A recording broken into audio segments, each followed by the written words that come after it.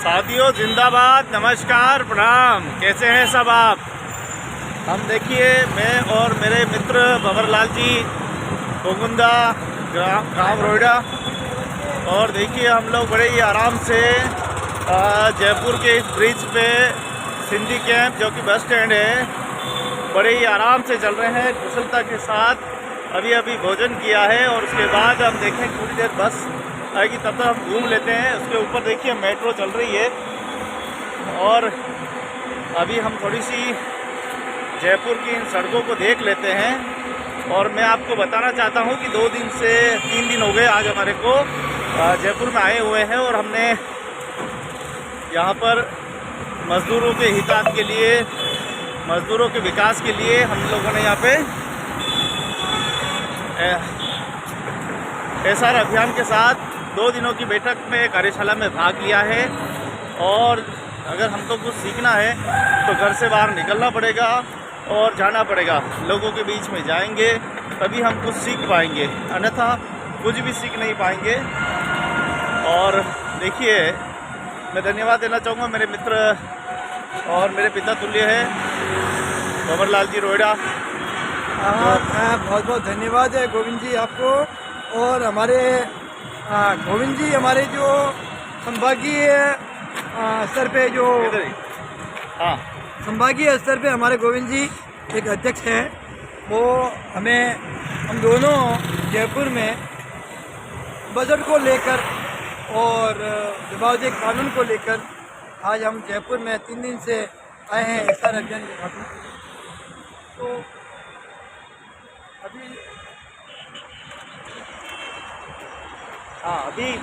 हम जयपुर के सिंधी कैंप के ऊपर जो रूट है उसके ऊपर बीच में, रोड के बीचों बीच खड़े हैं और आराम से बात कर रहे हैं।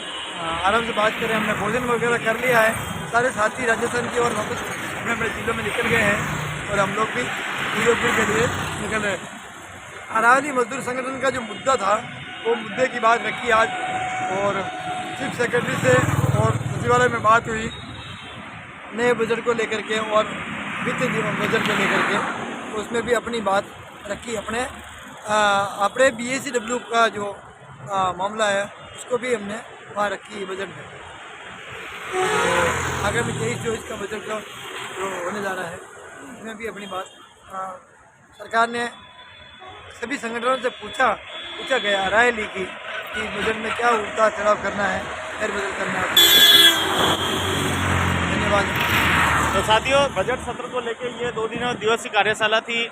उससे पहले भी उदयपुर में 5-6 दिन तक अधिकारी आए और उन्होंने चौपाल मजदूरों से और नगर निगम में बैठक करके फीडबैक लिया, सभी संगठनों से लिया। और बहुत भाग्यशाली है कि हम लोगों को भी यहाँ पे प्रतिनिधित्व का मौका मिला है। आज करीब सारे के सारे विभाग के लोग आज सचिवालय में मौजूद थे, और बड़ी खुशी की बात है कि अरावली निर्माण मजदूर सुरक्षा संघ और SR अभियान, जो कि सबसे बड़ा संगठन है, उस संगठन के साथ मिलकर और हम लोग काम कर रहे हैं, और बड़ा अच्छा लगता है, बड़े अच्छे लगते हैं सभी के तजुर्बे। और देखिए, जब हम मज़दूरों के हित में काम करते हैं तो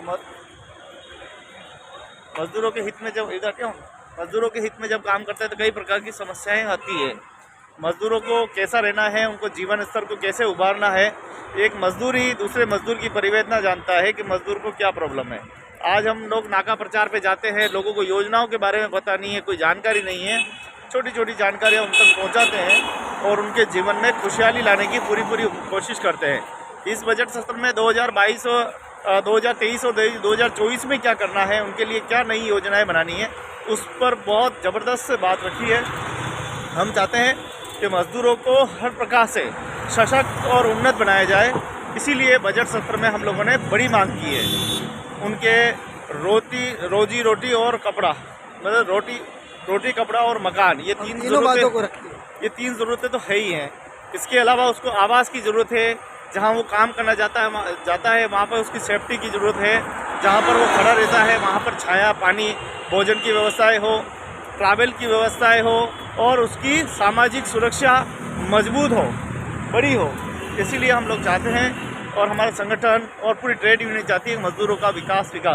अभी देखिए सरकार की पहुंच सिर्फ निर्माण श्रमिकों तक हुई है, उनके लिए कल्याण मंडल बना है जबकि अनऑर्गेनाइज्ड सेक्टर में काम करने वाले असंगठित श्रमिक अभी सैकड़ों की संख्या में वंचित है।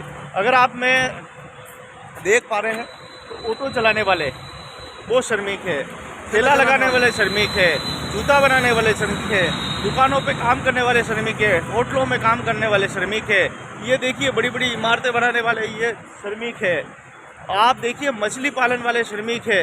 मतलब 93% मजदूरों असंगठित क्षेत्र में काम करते हैं, उसमें अभी 30 मजदूरों को BOCW में कवर किया गया है, कल्याण मंडल से जोड़ा गया है, बाकी मजदूर तो अभी पहुँच तक दूर है।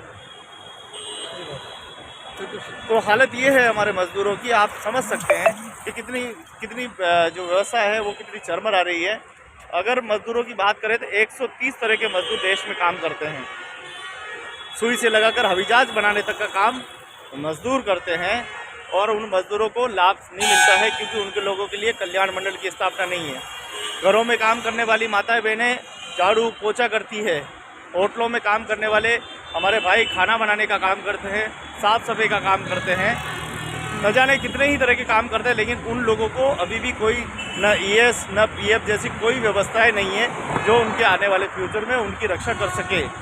उसी को लेके हम लोग लगातार संघर्ष कर रहे हैं, लगातार उन लोगों के लिए लड़ रहे हैं और लगातार हम ये चाहते हैं कि उन लोगों के लिए भी कल्याण मंडल की स्थापना हो, उन लोगों को भी छात्रवृत्ति मिले, उनके बच्चे भी सशक्त और उन्नत बने, इसलिए पूरी कोशिश की जा रही है।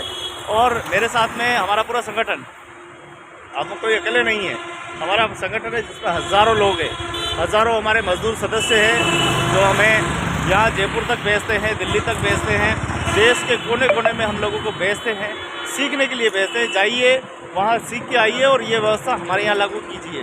और उन्हीं मजदूरों के लिए हम उनके प्रतिनिधि बनकर के काम कर रहे हैं। हाँ, तो उन्हीं मजदूरों के प्रतिनिधि के रूप में हम लोग कार्यशालाओं में भाग लेते हैं, बैठकों में भाग लेते हैं और फिर हम लोग जो है उन मजदूरों के हित के लिए वहाँ तक योजनाओं को पहुँचाते हैं। आज की इस 2 दिवसीय बैठक के अंदर बहुत सारी बातें हुई है, मजदूर मुद्दों पे बात की गई है, वो सारे फीडबैक हमने अधिकारियों के सामने रखे हैं और कल मुख्यमंत्री के साथ बैठक होनी है। अशोक गहलोत साहब खुद बैठक इसको लेंगे और जो बजट तैयार हो रहा है वो चाहते हैं कि इस बार बजट जो है वो जनता का बजट हो, मजदूरों का बजट हो। तो उसी के तहत हम लोगों ने SR अभियान ने ये प्रयास किया है कि ऐसा बजट प्रस्तुत हो जिसमें सबकी भागीदारी हो। ये इसीलिए ये 2 दिवसीय कार्यशाला हुई है और मैं सभी साथियों का बहुत बहुत धन्यवाद देना चाहूँगा जो इस कार्यक्रम में आए, भाग लिया, अपनी बात रखी और बात रखनी चाहिए। ये हमारा लोकतांत्रिक देश है, इस देश में हमको बात रखने का अधिकार है। जहाँ हमारी बात रखने का अधिकार नहीं है वहाँ हम गुलाम की तरह बच जाते हैं। तो हम आज़ाद देश में हैं और आज़ाद से अपनी बात को रख सकते हैं और यही बातें हमने अधिकारियों के सामने रखी है और जल्दी से जल्दी मजदूर हित में मुख्यमंत्री जी निर्णय लेंगे और हमारे मजदूरों का भला होगा, यही हम चाहते हैं।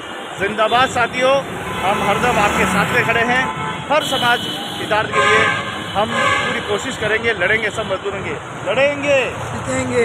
ये देखिए यहाँ पे बोल रहे हैं लड़ेंगे, जीतेंगे, जीते हैं जीते हैं और जीतेंगे। धन्यवाद।